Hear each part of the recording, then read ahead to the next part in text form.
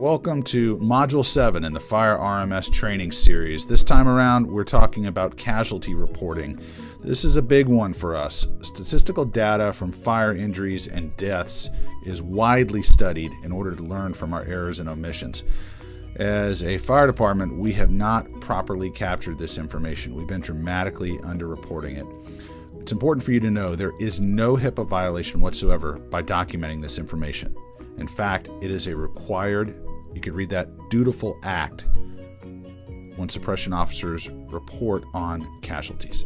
It's not sufficient just to have the rescue information to make this work. So we're clear about what is and is not a casualty. A casualty is going to be any injury or illness that occurs from the time the alarm goes off until the time the apparatus returns to the station. So if it's a steam burn, smoke inhalation, sprained ankle, going to the call or coming back from the call, heat exhaustion, you name it, that is a casualty, and we have to record that by law in FireRMS. Additionally, this is something we've underreported for some period of time, and we really have to grab this as well. Another form of casualty that you may encounter is an on-the-job, non-call casualty.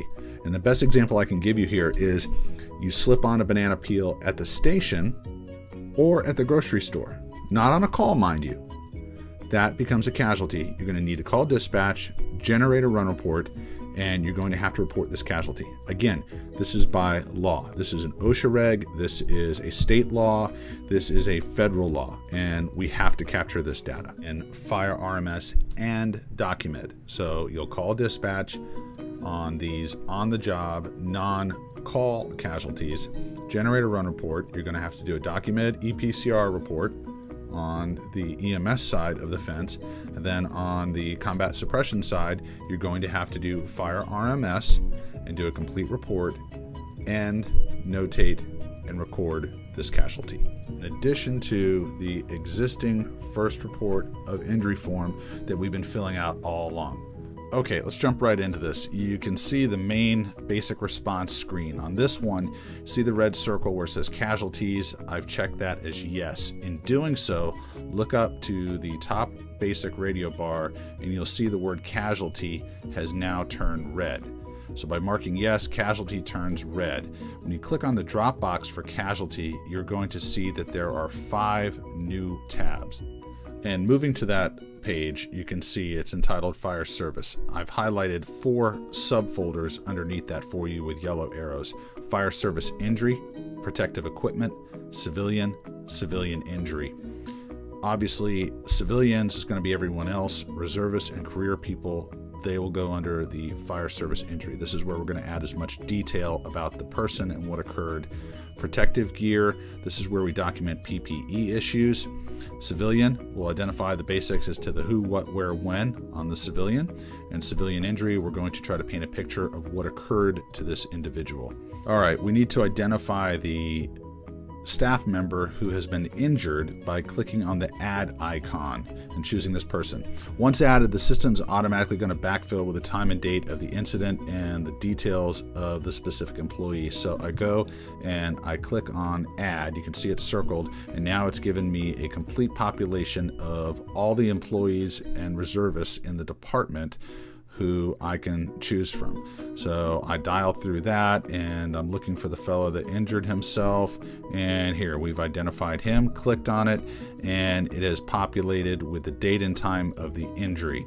Okay, and looking downward, you can see there's 2 arrows identifying prior responses and PPE failed. Both of those are big ticket items. If you're aware of the number of responses the employee has run in the last 24 hours, got to insert that there. The reason being, we're looking to see if fatigue contributed to this individual casualty. Below that, with protective equipment failing, obviously a big item, denotes an equipment failure contributed to the injury or resulted due to the injury. It's not a required field, but we need to grab this if we can. To the right of the PPE section, you'll notice that there's DSF, it's a bunch of scribble. That's just a script failure. It's an anomaly to this particular slide. should not impair you from reporting the data. Below that, date of birth and age. You notice that they don't match. When I put this in, there was a bug in the system, and you may have to manually enter the age in addition to the date of birth as an FYI. Okay, moving forward, heading over to the right-hand side of the page, you'll see 3 arrows, one for physical condition, usual assignment, and the activity at the time of injury. Grab as much information as you can. Again, these aren't red fields, they're not mandatory, but the more information you can include into this report, the less questions you're going to have down the road. Casualties are a big deal for us as a fire system. We actually underreported last year some 267 casualties. That's why we're making this push. Okay, with that done, we're moving to the Fire Service Injury tab. Click on it, it's in red. First thing you'll see is a red box entitled Severity. I'll come back to that a little bit later. You can see we're also looking for primary symptoms, area of body, the cause of the injury, and lastly in this column, factors that may have contributed to the injury. All of this is very, very important when we're capturing casualty data. On the right-hand side of the page, object involved, where the injury occurred. On checking each of these drop-down boxes, you're getting a host of choices to choose from. Pick the one that is the most appropriate. Okay, moving back to the severity required box. This is the one that's in red in the upper left-hand column below the injured person's name, which is now pre-populated. So you have Costello Paul pre-populated. With severity, just as a definition item, a loss of time injury would be one where the employee was unable to complete their tour of duty. So any scenario where the final outcome does not result in the employee returning to the station after treatment. The other drop-down boxes, as I mentioned, they are important. Grab as much as you can. They're not mandatory, but they complete those vital details that allow us to paint the entire picture and accurately report to the Florida Fire Incident Reporting System and also to the USFA. With that data populated, we move over to protective equipment. If this is applicable, and you can see at the bottom, add is red circled, click on that. It's going to pre-populate the injured person's name. If protective equipment is relevant here, click on it, and you can see you've got a mandatory reportable box under protective equipment. Other information that they're going to look for beyond just that protective equipment dropdown is the equipment problem, the manufacturer, and the model number if possible. Grab as much as you can as an injury or a casualty that gives us loss of time to an employee is a big deal. Going to that one required field, protective equipment, you see you've got a pretty big drop down list there of things that could go wrong. It also moves into the protective equipment problem. Again, identify exactly what occurred. Was it burned, melted, fractured, knocked off, cut or ripped? And that's what contributed to the fire service line of duty injury.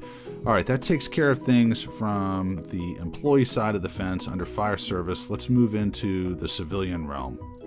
Okay, in doing so, look at the top, second to top radio bar, and you'll see the word civilian. I've got a red circle around it. Click on it, and it will bring you to this demographic page.